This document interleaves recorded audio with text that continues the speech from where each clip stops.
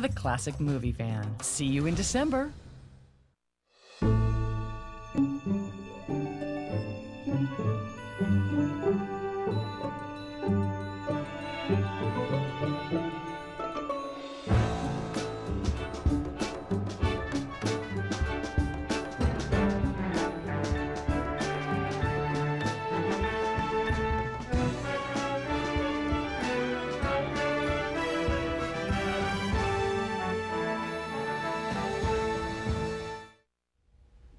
Hi, I'm Robert Osborne. Thanks so much for joining us right now as we bring you The Great Spencer Tracy ×2. First, Tracy in a movie that couldn't be more appropriate, but with Thanksgiving less than a week away. Then Tracy in one of his most robust action films, both of our movies in vivid Technicolor. First, A Thanksgiving Story. It's a movie released by MGM in 1952 titled Plymouth Adventure, the story that avoids the Mayflower and all the drama which transpired during its trip across the Atlantic to the New World. And the trip was indeed a dangerous one, so much so it led to those passengers eventually creating Thanksgiving Day when they gave thanks for surviving that 96-day ordeal at sea. For this movie, MGM assembled the kind of cast only the MGM studio could muster in 1952, including two of the biggest male stars at the studio at that time, Spencer Tracy and Van Johnson. The leading lady of the film was borrowed from her home studio of 20th Century Fox, and that's a beautiful Jean Tierney.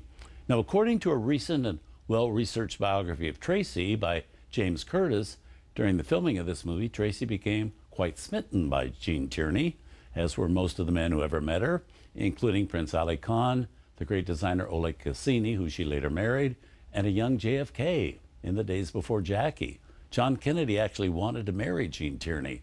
Papa Joe Kennedy, though, didn't want his son's presidential aspirations dampened by his marriage to a divorced actress. So that was the end of that, just as Tracy's pursuit of Jean Tierney ended soon after production on her film had wrapped. She just divorced Oleg Cassini. She wasn't interested in a romance with Spencer Tracy. This was the fourth and last time Tracy and Van Johnson would work together. Tracy always a mentor and inspiration to Van, who in many ways owed his whole career to Spencer Tracy.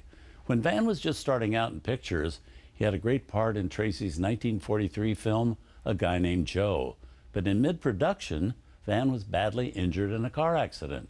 Because Van Johnson was not yet established as a star, MGM decided to replace him in the movie because it would cost a fortune to close down production until Van recovered from his injuries. But Tracy was adamant. He said, "We wait for the kid." And wait they did, and that movie, A Guy Named Joe, made Van Johnson a huge star. Van was forever grateful to Tracy for waiting for the kid. Here also with a supporting cast that includes Leo Ginn, Lloyd Bridges, and a young British-born beauty named Dawn Adams. That's Dawn, spelled D-A-W-N.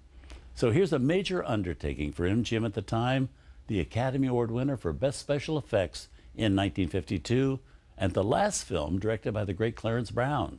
Here's Plymouth Adventure.